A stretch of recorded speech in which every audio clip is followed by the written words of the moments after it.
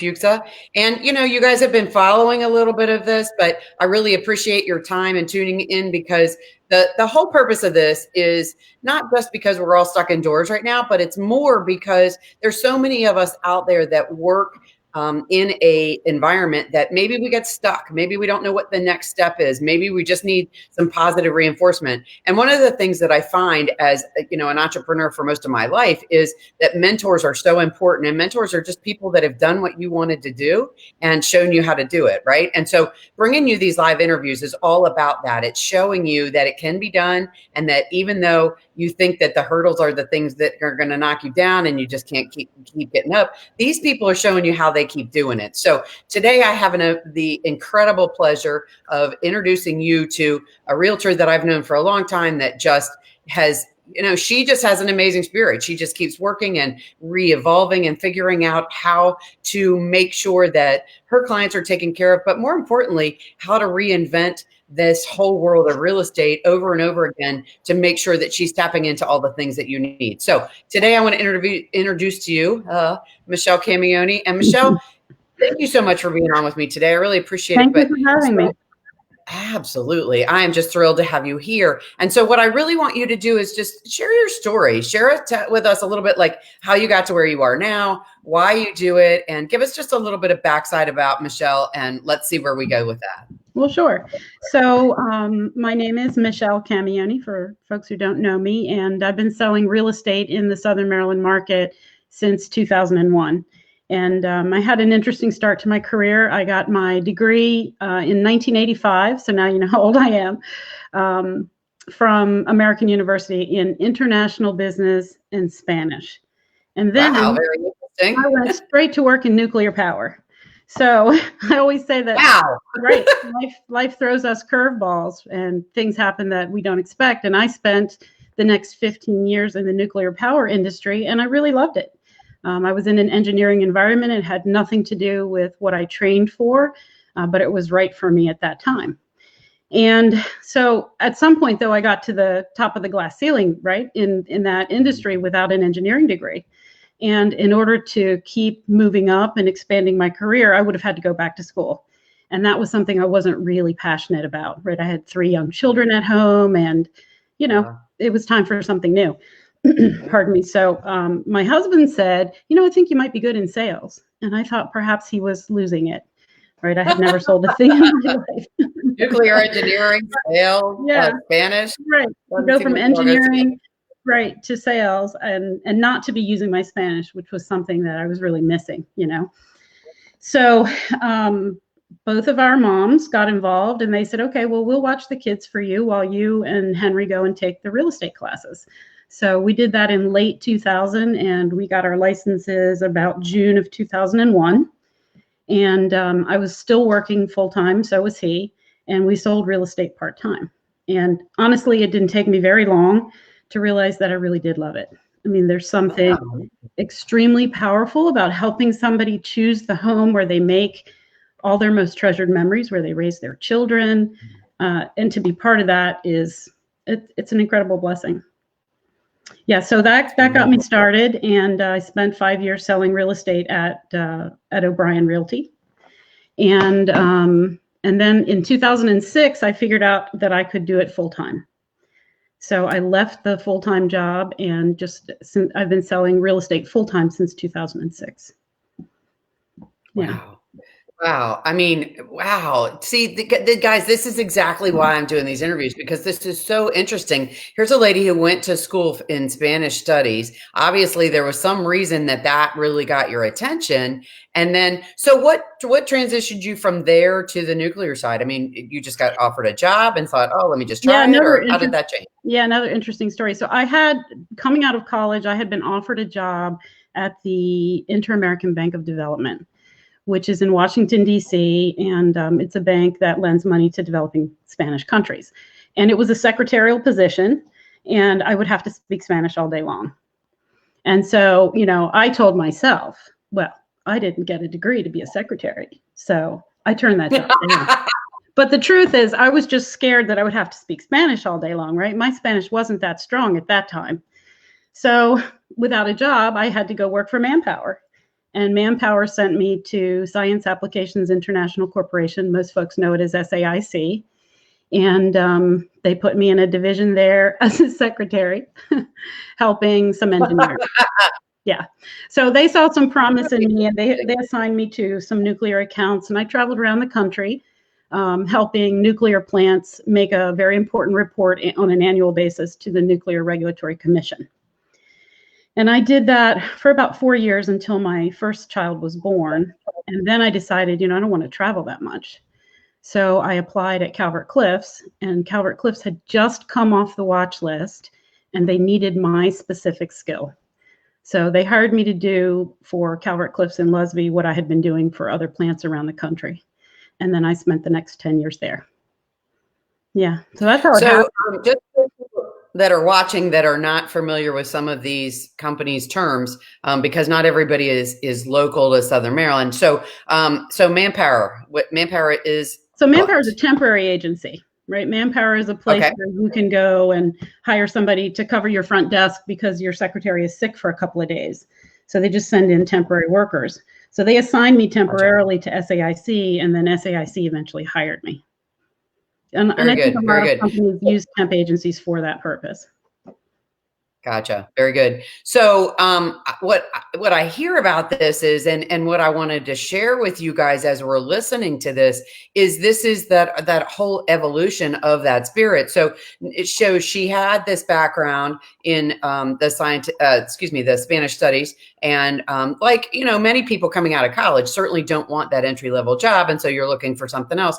And it's interesting how things drop in your lap and work through. And clearly that sounded like a really good spot for you for a period of time, but the sales thing is totally different. And I really want to go into that now. So my next question would normally be, and I think we might have already started to hit on this, is your superpower. And I like talking about this because I feel like people don't understand. When I say superpower, I don't mean like I run out with my cape on and I save the world. What I mean is that thing that makes you so excited that all your hair stands up on your legs, and your hair's on fire, or people say it makes you want to jump out of bed in the morning. I don't necessarily mean that, because that can be anything, but what you're doing day to day for a living, earning an income. Obviously, there's something about that. Having done it for as long as you have, there's something about that makes you just, feel amazing and makes you want to do it every day. Right. So we actually asked ourselves this as a company earlier last year, like, who is your favorite superhero? So we talked a lot about this internally. And so when you ask that question, I immediately think of Elastigirl, right, with The Incredibles. And she was the mom in that family. And her superpower was that she could stretch and flex and bend and move, right? And so to me, the superpower is flexibility, right? We have to be flexible everywhere with our families. Each client that we work with needs something slightly different. So we have to be able to give them what they need. And we have to be flexible in the market, right? Interest rates change, lending procedures change, pandemics happen. How can we be flexible to deal with whatever it is that's coming our way? And I think that's something that I've really worked hard to cultivate over the years, is that kind of flexibility. How can I be me and also give you what you need? And I think we talked a little bit about this in our intro when I was talking about you and the ability to morph into these different kinds of things that were necessary for your customers. And it's very apparent in all of the activities that you do daily, weekly, monthly, and share with, the general public and your colleagues. So I find that very fascinating, because most people in your type of industry are very linear. They think very directly. I'm selling a house. I can only work with this client. I can't share information, and other industries that are ancillary to you think that way as well. And so I really, first of all, commend you for thinking outside the box and thinking how to work with others. But tell us a little bit about that. So as you're flexing, how have you found some creative ways, not just through the pandemic, but let's just say since, the 2008 real estate crash, and you've gone through that, which was a really pivotal moment for the real estate industry, and just how you reevaluate, obviously in your office, about how you guys are going to do things, and maybe some things that you explore differently to try to move your business forward and help the people, and ultimately helping the people that you're working with. Right. Well, I do think in the sales industry, not just in real estate, but probably sales across the board, people tend to be what I call secret agents, right? They believe they have some special niche or some special formula or, some magical thing that they use to create business. But I've never believed in being a secret agent. I believe in sharing whatever I have for the good of whoever's around me. And yes, some of those are maybe secrets that other agents would hold close to their chest. But the truth is they're not going to do it the way I do it. They're going to do it their own way. Some of it they'll do, some of it they won't. Some of it's helpful for them, some of it isn't. And I just feel like we all do better if we lift each other up and move together forward, as a group. So I have always been very willing to share everything that I have, everything that I've learned, and maybe some of that comes from having a coach. So from my very first day in real estate, I was able to get a coach. And I think that coach has shared with me in a way that made me very comfortable sharing with other people. So nice. I don't think there's anything really magic about what we do, but when we help each other to do it and guide each other and hold each other's hands, there's an agent working for the buyer and an agent working for the seller. Well, our job is to help those two clients, help a willing buyer and a willing seller complete a transaction. And to me, that has to be a partnership, not combat. One of the things I love, and I'm just making a few notes about some things that we talked about. One of the things I love that what you talked about, and I'm going to do a little shameless plug here, but, after 32 years in my own business, what I do now is help other business owners, business leaders, entrepreneurs that are trying to bud, figure out how to work together, how to talk about their own story, how to really get information out of their head. And so I love that you're talking about this because people feel like if I ask someone else for help, then maybe I'm not as strong as I should be, or maybe I'm not suited for this. I was talking to a lady yesterday on an interview who is she is a mind and body coach. And one of the things that she learned through her experiences was exactly that she wasn't asking for help and she was afraid because it made her look weak. And instead, now she's actually doing that with other people. So I do encourage you guys, the concept of a mentor, the concept of a coach is so important, because the one thing that we all have to find out is, as you're going through this, is that you're not in it alone. And if you want to be as successful or as strong, and you want to be able to lift yourself up through those things, you have to work with somebody else who's already done that. So I love that concept that you're talking about. And, the better thing that I even like that you're talking about too is the sharing, because we all know there's hundreds of thousands of realtors across the country, and everybody has a different, maybe not niche, but a different way of doing things. And sharing information is just incredible, because as a whole, the industry needs to work together, any industry together, to be able to strengthen those parts that are in there. So you're all serving those buyers and sellers. I love that. Both of those pieces. I say all the time, we have to help each other. I mean, little things. For example, I recently decided, hey, I better have video on all of my listings. And I hadn't been doing video. Great still shots, but not video. So last week I had to order video for all of my listings. And the first thing I did was call and get somebody to do that. And then I thought, oh my gosh, what do I do with this video? I don't even know how to attach it to the MLS. So I called another agent who's been in the business, just a few years, doing really well. And I said, hey, how are you doing this? What do you do with it? And she told me, right? So when you share with other people, they'll share back with you. And, I am learning that it's important to ask for support. And, it doesn't mean that you're needy or that you don't know something or that you're less than. It just means you have something to learn. Well, and even more importantly, it means that you're smart enough to ask. Needy is probably the farthest other end of the spectrum. You're absolutely going to be more successful, and you are proactive in your business because you're asking for those thoughts, that information. Needy is absolutely the opposite end. And that's one thing that I love about this, that we're sharing this, and that you're able to talk about this, and it's funny because there's so many resources out there. Funny, not the opportune word. It's interesting because there's so many resources out there, but although the resources there, it's difficult for all of us because there's too much, so Yeah, it really helps go. that you respect has already used something and said, this works really great. Because then you miss that trial and error curve, which is really great. Yeah. I love that you're doing that you're doing videos now too, because look, you and I were talking offline. Tell us a little bit in today's environment that you guys are doing different in real estate, because here's the one thing that a lot of us are thinking, first of all, is real estate essential? Why are realtors out there? Why are people going in and out of people's homes? But you guys are doing things specifically to combat or to field those kinds of questions. So talk to us a little bit about that, because I think this is very unique in your industry. Right. Well, Connie, it is true that housing is an essential need, right? And we help people to have housing. And so there are degrees of, how quickly do you need to move and what's the reason you need to move. But people who are motivated and have their home on the market right now need to make a move. And so the question becomes, how can we safely show property?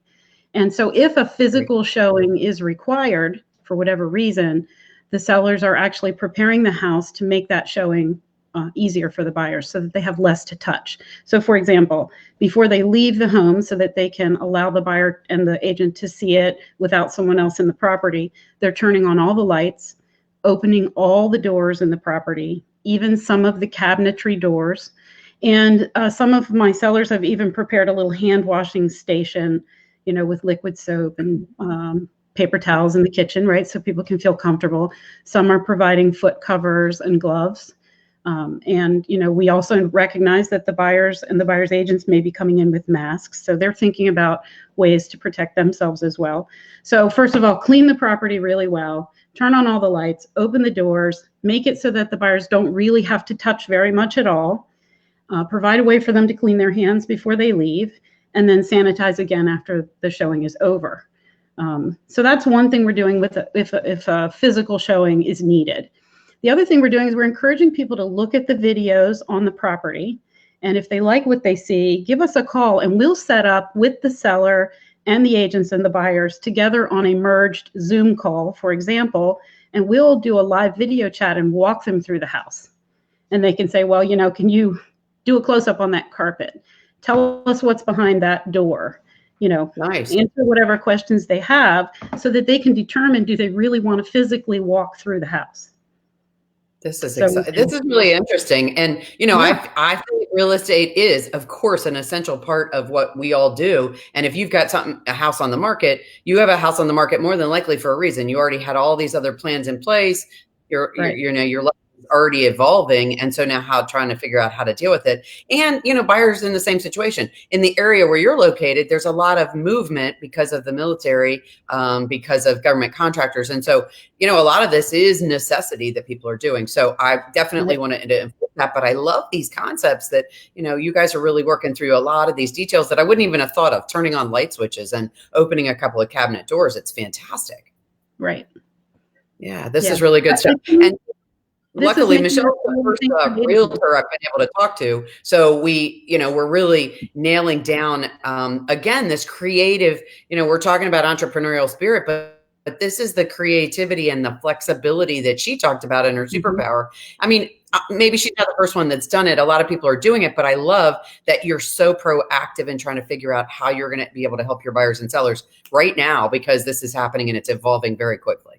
Well, there's two things we could do. We could sit back and watch and see what's going to happen, or we can, get creative, put on our thinking caps, as the teachers used to say when we were little, and determine how can we proactively move things forward for the good of everyone.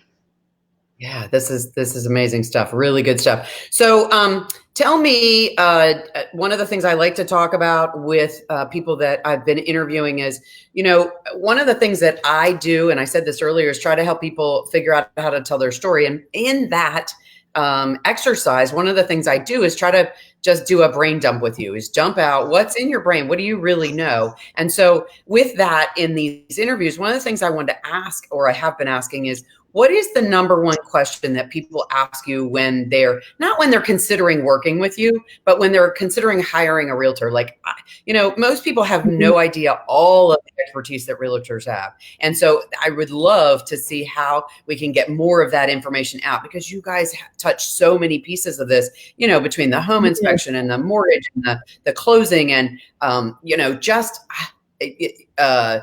governmental requirements and water tests and septic tests. And it's just the information that you guys are exposed to and that you're aware of and that you teach yourself is just so incredible. But with that said, just to hone in for a moment, tell me the number one question when somebody's considering working with a realtor that you usually get.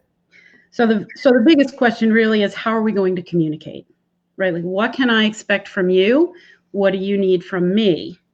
And I always tell folks, whether they're a buyer or a seller, that this is a partnership. They're not just hiring an agent. I'm not just working with a buyer. We are working together to accomplish a goal. So and I tell them, there are going to be some things that I'm going to do, and there are going to be some things I'm going to ask you to do, right? And first off, I ask them, how do they want to be communicated with? Do they prefer text? Do they prefer a phone call? Are they more email based? It's important for me to know if they don't look at email except for every 4 days, right? I'm not going to be sending them too many emails. And I also need them to know that if they need me right away, they need to text me first. That's going to be the quickest way to reach me. After that, it's going to be a phone call. And after that, it's going to be email. And after that, it's going to be Facebook Messenger. Now, I'm getting better at monitoring all of the 29 sources that people use to communicate with me, because, we have WhatsApp and there's just so many ways people communicate. But that's really the thing to figure out at the beginning of a relationship is, one, can you communicate with each other? Do you feel like you have the rapport to go through that process together? And then how are you going to do it? So setting expectations. So when you're working with a customer, you're really setting up what you think, what they're expecting from you, but also what you expect from them. And that's really important, guys, especially in a service industry. What I love about what Michelle's saying is that, it's not just the customer that you're serving that you need to know how to take care of them, but they also need to know what to expect from you. Super powerful, especially in a real estate industry where there's so much communication going on, or should be, so they know exactly how to reach you or how to expect to get information from you. So that's really powerful. I love that. A lot of moving parts in a real estate transaction, as you mentioned, right? And it's amazing what you don't know, what I don't know about them, and what they don't know about all the different phases of the real estate transaction. So, you have to say to them from the very beginning, if you're confused about something, if you feel like there's a hole in the information that you have, please tell me. Don't let that fester, right? Come to me and say, I'm disappointed in this, Michelle, and I wish you had said that, so that I can overcome that and deal with it on the spot. It's important. Well, and here that goes to your, years and years of experience, absolutely incredible amount of time that you've been doing real estate, because you're willing to step out and say, I don't know what you don't understand. And if you don't talk to me about it, I can't fix it. I can't, address what those things are and make sure that doesn't happen again. Or maybe that you have the opportunity to say, this isn't something I typically do, and this is why, and more education for them as well. So that's really powerful. So as an entrepreneur, obviously, we're talking a lot about this spirit and why you keep getting up and doing it. And, you talked about helping find homes for people that are going to create the most incredible parts of their lives inside of their home all the time, and how powerful that is. And so I just, you keep doing, obviously you have a long history of doing this. So, what keeps making you go back to the table, especially with all of these challenges that you're going through? Going through the real estate crash, that was a big one.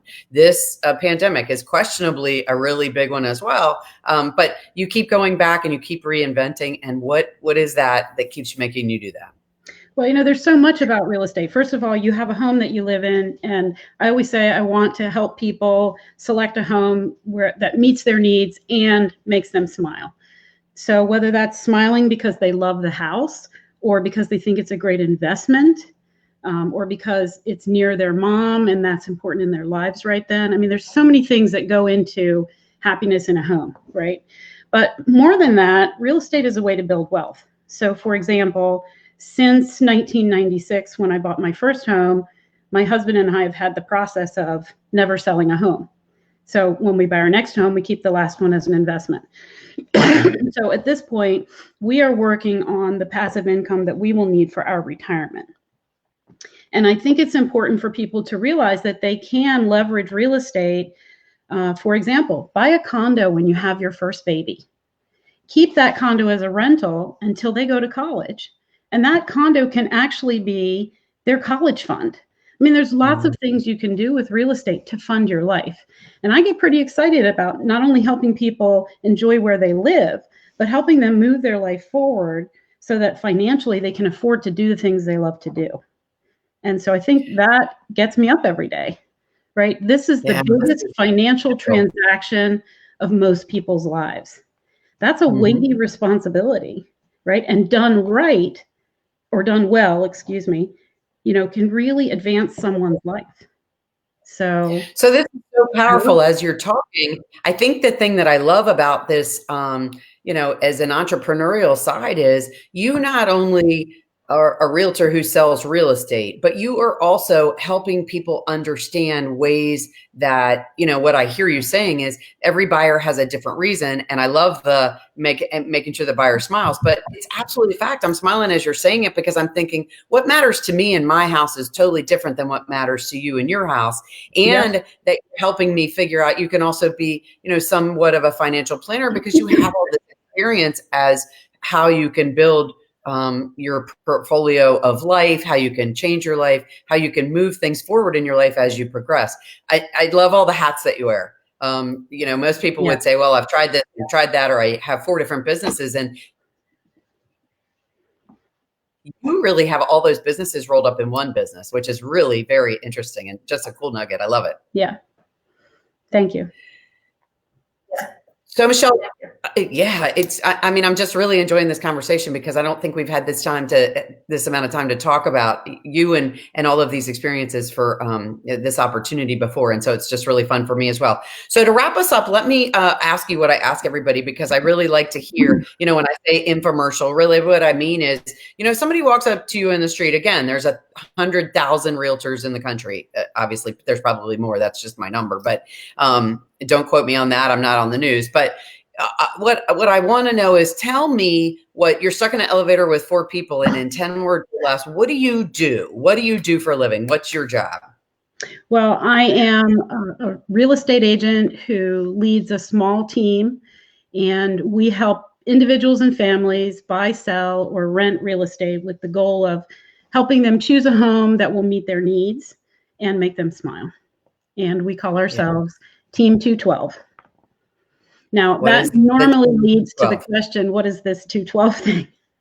There you go. See, of course it would. Right. So 212 is about the power of what happens when water goes from 211 degrees to 212 degrees. So at 211 degrees, water is simply hot, right? But at 212 degrees, something powerful starts to happen. It starts to boil. And when it starts to boil, it starts to steam. And coming from the nuclear power industry, this was a really powerful analogy for me, right? Because you can take steam and push a turbine and light up an entire zip code of homes, right? From steam to electric. That's very powerful. And you do it by adding just 1 extra degree of energy, right? So how can we translate that to the real estate experience? What we do on my team is we try to add that additional degree of attention, an additional degree of care, and additional degree of effort. So if you pay attention to what somebody really needs, you really start to care about their goal. And if you care about their goal, you're going to put in the effort to help them reach that goal. So at Team 212, we think 1 degree matters, and it's all about attention, care, and effort. And that's what we hope to bring to the real estate transaction. Oh my gosh, I love this stuff. And you know, to spin that in a totally different outside of the real estate world, one of the things I love about this is for those people who are watching this who maybe are on that, you know, that concrete road barrier is in their way right now and they just can't see their way over it. That 1 degree, that one step, that one additional spot is you don't even know what's over there, but what is over there is the other side of this hardness and your super success. So I just, you know, there's so many pieces that can evolve out of that one thought of that 1 degree. And that's so powerful. Thank you for that nugget this afternoon or this morning. That's really just phenomenal. Exciting stuff.